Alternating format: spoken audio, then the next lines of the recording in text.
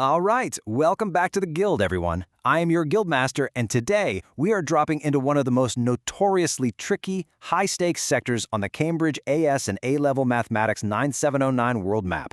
We are talking about Syllabus Chapter 6.1, specifically the normal approximation to the Poisson distribution. Now, if you've been grinding through past papers, you know this topic is practically a dungeon boss.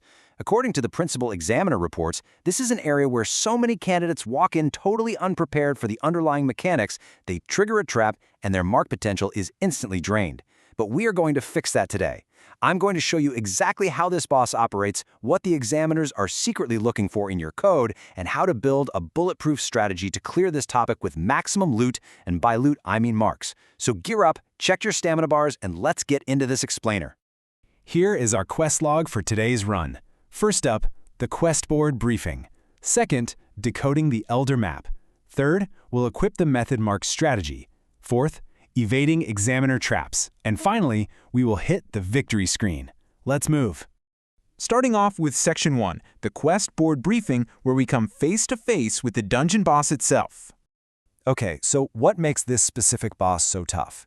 It's all about the theoretical architecture of 6.1. We aren't just memorizing a random collection of formulas here. We are actually building a bridge between two entirely different dimensions of statistics. Think about it. The Poisson distribution is entirely discrete. It's about counting specific, whole-number independent events happening in a fixed interval. You can't have half a car passing a checkpoint, right? But the normal distribution, that is a continuous curve. It's fluid. It deals with measurements. To bridge these two worlds safely, we need a highly precise conceptual framework. Why are we approximating in the first place? How do we mathematically adjust for the fundamental difference between blocks and curves? You absolutely must prioritize this analytical depth, understanding the why and the how, rather than just blindly punching a formula into your calculator and praying for a critical hit. Think of this table as your essential player-based stats. Cambridge officially calls these assessment objectives, or AOs, and to level up, you need to balance all three. Let's map these directly to our Poisson boss fight. AO1 is your knowledge and understanding. This is your raw intelligence stat, your ability to recall the absolute core mathematical condition that the mean, which we call lambda, must be greater than 15 for this approximation to even be legal. AO2 is application. This is your agility, knowing exactly when and how to deploy the crucial continuity correction factor, because remember, we are physically translating a discrete bar chart into a continuous bell curve. And AO3 is analysis. This is your wisdom stat, your ability to provide evidence-based reasoning to justify why the approximation is mathematically valid in the context of the exact parameters you were given. You need to max out all three of these stats to secure a full mark clear. Let's transition into Section 2, decoding the Elder map. We need to understand how the critical analysis levels actually scale in difficulty. So, the crucial thing to realize here is how the expected reasoning stacks up as the mark tariff gets higher.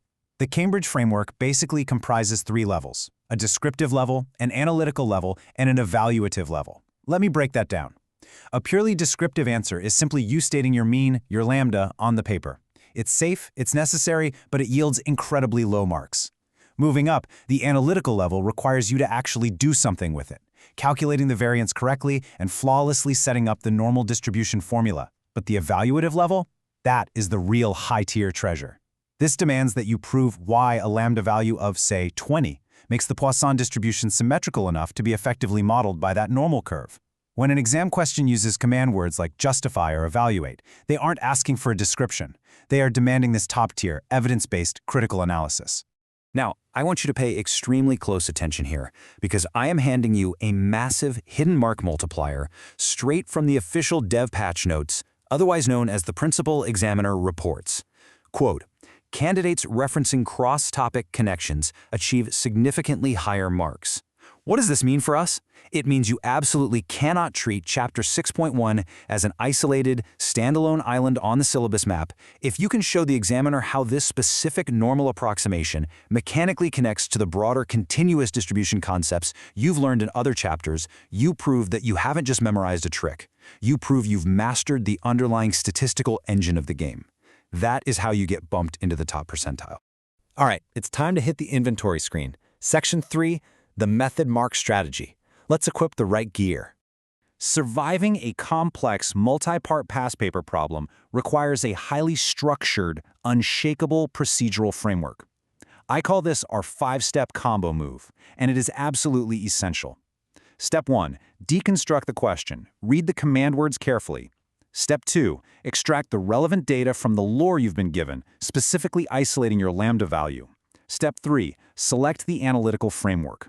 Now, for our boss fight, this explicitly means stopping to check if the mathematical condition of lambda being greater than 15 is actually met. If it is, you unlock the pathway to the normal model. Step 4. Execute with clear, undeniable notation. Step 5. Present your final answer with the exact correct terminology requested. Listen to me on this. If you skipped a step, especially if you rush past step 3 and forget to check that initial lambda condition, your logical chain snaps. The examiner stops reading and the marks stop flowing. To really visualize how this plays out in the actual exam hall, imagine we are at the co-op tactical table with 2 of our guildmates trying to clear a high-tariff 7-mark question. On the left side of the screen, we have Alex, the over-encumbered warrior. Alex's strategy is to carry massive inventory weight. He overloads his paper with long, raw dictionary definitions of what a Poisson distribution is, dumping everything he knows onto the page. But he totally lacks the analytical agility to actually interpret the relationships. He completely forgets to apply the continuity correction because he's so bogged down in theory. On the right side of the table, we have Sam, the high-speed rogue. Sam's stamina meter is running low, so she dashes through the execution way too quickly. She immediately punches numbers into the calculator to get the final probability, entirely skipping the mandatory formatting requirements, failing to state the variance, and using zero proper terminology. So what happens? They both fail the quest. Alex runs out of time and misses the core mathematical application, and Sam misses the crucial command word constraints and drops all her method marks. To score in the top band, you cannot play like Alex or Sam. You must combine Alex's precise knowledge context with Sam's agile execution, ensuring your continuity correction and your new normal parameters are both perfectly formatted and mathematically sound on the page. And that debate at the tactical table brings us to this fundamental, non-negotiable truth of Cambridge exams. The method mark strategy prioritizes the logical process, not just the final hit. If you show the examiner your flawless step-by-step logic, especially if you explicitly write out that continuity correction step showing exactly where you added or subtracted that 0.5, even if you make a slight, silly calculator error at the very end, your method marks are going to cushion your fall. You will still walk away with the majority of the loot. It is always, always about demonstrating the process over just spitting out a raw answer. We are now entering the most dangerous sector of the map. Section 4. Evading examiner traps. This is about surviving the raid. Hold up. Quest pause. Before we execute our final critical strike and unlock this top-band framework, we need to do a mid-explainer knowledge check. Is your guild feed perfectly optimized right now? Take a second right this moment to subscribe to Ace the Exams at the handle @AceTheExams. Enable all your notifications so you never miss our weekly strategic map drops, whether you are traversing IGCSE, O-levels, or AS and A-level territory. Okay, stamina recharged. Back to the tactical table. Let's pause and mentally confirm the core puzzle requirement before we even look at the traps. What is the fundamental mathematical condition required to approximate a Poisson distribution with a normal one? Shout it out in your head. That's right, the mean, lambda, must be sufficiently large. Specifically, it must be greater than 15.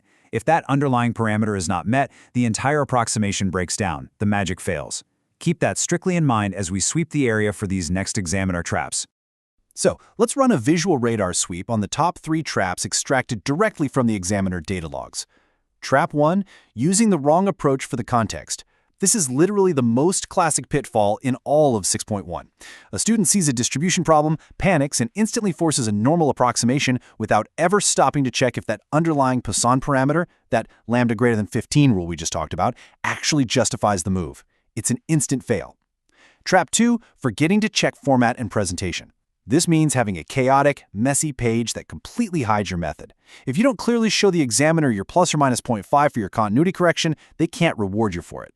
It's like finding treasure and forgetting to pick it up. Trap 3, answers are not specific to the context given, meaning the student is just throwing out generic variables instead of talking about the actual problem. I want to use my digital pointer here to really highlight Trap 3, because this is a massive examiner alert. Generic answers fail the quest. Always link every point to the given scenario. Let's do a spot the defective item exercise. Imagine a student writes a mathematically beautiful, flawless evaluation. The numbers are perfect, but they completely forget to mention the actual variables of the case study. They just write X and Y instead of the number of vehicles passing a checkpoint or the specific time interval measured. You know what happens? The mark drops. Poor logic and a lack of specific, real-world context absolutely ruins your structural blueprint. The examiner wants to see you solve their specific puzzle, integrating their world building into your final evaluated probability. Don't be generic. We've cleared the dungeon. Welcome to Section 5, the victory screen. Let's wrap up this expedition. To guarantee a successful, full-mark compile every single time you encounter this topic, I am distilling the entire simulation down into this 4-step problem-solving loop. Rule 1, the pre-quest scan. Identify the given information and immediately extract your lambda. Rule 2, break the problem into logical steps, absolutely confirming your lambda is greater than 15 before you do anything else. Rule 3, solve systematically. This is where your stamina pacing matrix comes in.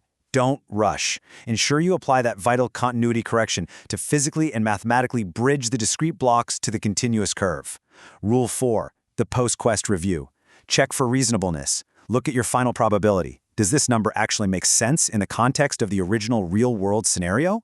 If you follow this loop, you are guaranteeing a high-tier finish.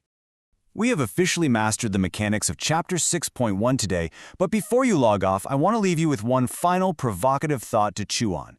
If the normal distribution is a perfectly smooth, continuous curve, and the Poisson distribution is a series of rigid, discrete whole numbers, what small, incredible, invisible mathematical bridge did we cross today to make this approximation actually work in reality?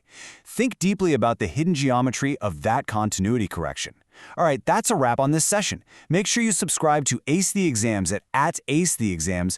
Click that notification bell so you are first in line for our weekly Level Up Masterclasses, and drop a comment down below right now telling me exactly which Cambridge subject and level, whether it's IGCSE O, AS, or A level, you are preparing to conquer next.